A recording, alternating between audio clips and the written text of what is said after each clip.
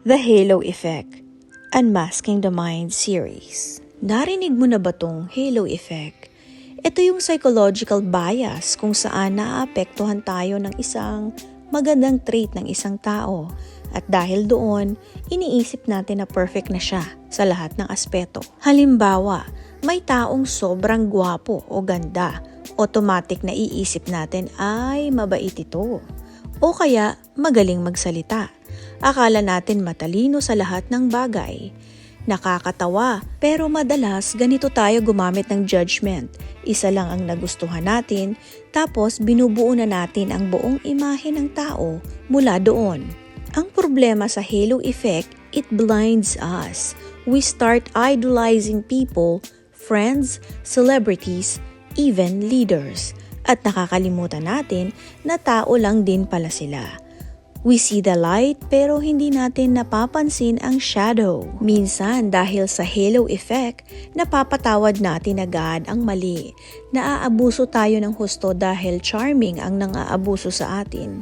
Hindi naman siguro niya sinasadya kasi mabait naman siya. Yan ang madalas nating iniisip.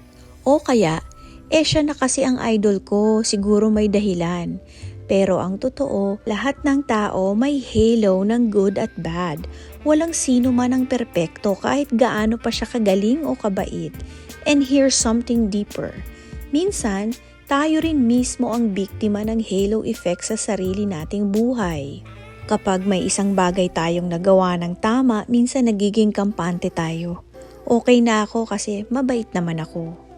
Kahit alam nating may bahagi pa tayong kailangang ayusin, kaya mahalagang maging aware, appreciate people for what they truly are, not just for what shines on the surface. Huwag kang matakot makita ang flaws kasi doon mo makikita kung sino talaga sila. At higit sa lahat, huwag kang mahulog sa trap na kailangan mong magmukhang perfect para mahalin o ma-appreciate. Hindi mo kailangang gumawa ng halo para maging worthy. Totoong kagandahan ay yung marunong magpakumbaba at maging totoo. So, the next time na ma-impress ka sa isang tao, huminga ka muna at tanungin mo ang sarili mo, maganda ba talaga siya o nadadala lang ako sa liwanag ng kanyang halo o si liwanag ng kanyang hitsura? Kasi minsan, hindi lahat ng kumikislap ay liwanag. Minsan, reflection lang ng ating sariling ilusyon. If you like this kind of content, follow for more.